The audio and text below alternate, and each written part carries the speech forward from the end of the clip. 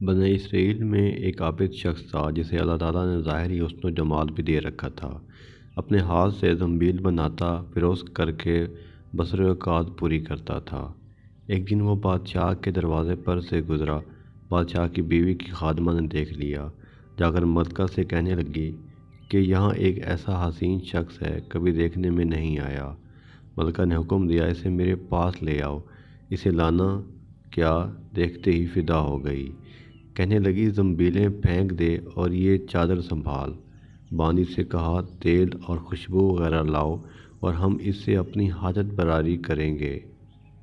اور عابد سے کہنے لگی کہ اب تجھے زنبیلیں بیچنے کی کوئی ضرورت نہیں رہے گی۔ عابد بار بار انکار کرتا رہا۔ تو ملکہ بولی کہ اگر تو یہ کام نہیں کرے گا تو یہاں سے جا نہیں پائے گا، اور دروازہ بند کرنے کا حکم دیا۔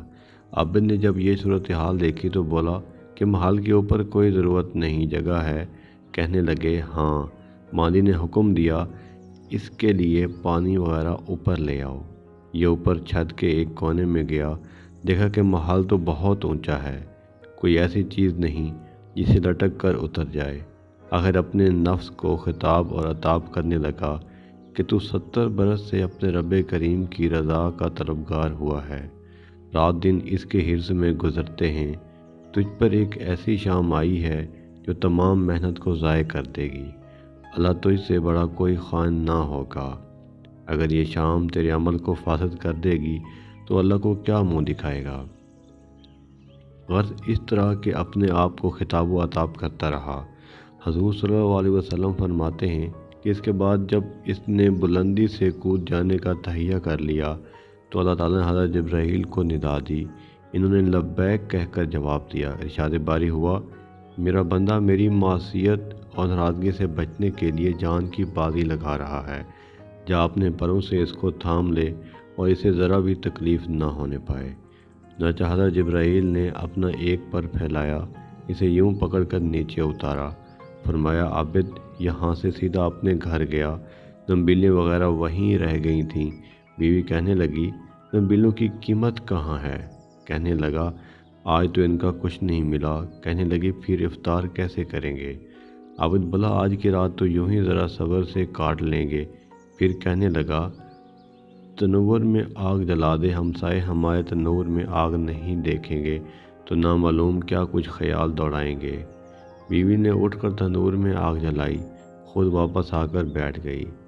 ایک پڑوسن آگ لینے آئی، پوچھا تو کیا جواب ملا کہ خود تندور سے لے لے۔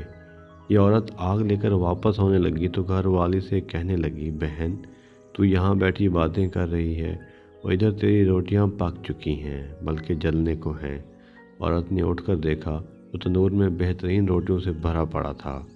عورت نے انہیں برتن میں رکھا اور خاوند کے پاس آ کر کہنے لگی، تیرے ساتھ اللہ تعالیٰ کا یہ خوشحالی کا معاملہ تیرے بلند درجہ کی وجہ سے ہی ہو سکتا ہے، لہذا تو اللہ سے دعا مانگ کہ ہماری باقی کی زندگی خوشحال اور فراغی میں گزرے۔ عابد کہنے لگا، یہی حال اچھا ہے، لیکن عورت کا اصرار بڑھتا گیا تاکہ عابد نے دعا مانگنے کی حامی بھر لی۔ آدھی رات کو اٹھ کر نماز پڑھی اور دعا مانگنے لگا کہ اللہ تعالیٰ میری بیوی کا تقاضا ہے کہ اس کی باقی عمر خوشحالی اور فراغی عطا فرما۔ اتنے میں چھت پٹ پڑی، یاقوت اور موتیوں سے بھری تشتری نیچے آئی جس سے تمام گھر چمک گیا۔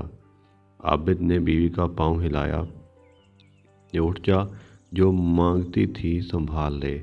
عورت بیدار ہو کر کہنے لگی، جلدی نہ کر، بس مقصد کے لیے تو نے نہ ہی جگایا ہوتا تو اچھا ہوتا۔ میں خواب دیکھ رہی تھی کہ سونے کی بہت سی کرسیاں بچھی ہوئی ہیں لیکن ان میں سوراخ ہیں۔ میں نے پوچھا، یہ کرسیاں کس کی ہیں؟ جواب ملا، تیرے خاوند کے بیٹھنے کے لیے ہیں۔ میں نے پوچھا، یہ سوراخ کیا ہے؟ جواب ملا، یہ وہی نقص اور کمی ہے جو دنیا کی جلد بازی کی وجہ سے واقع ہوئی۔ تو میں نے کہا، میں نے ایسی کسی خواہش نہیں رکھتی جس سے تیری نشست گاہ میں نقص پیدا ہو، لہذا اپنے رب سے اس کی واپسی کی دعا کرو۔ عابد نے دعا کی تو تشتری واپس ہو گئی۔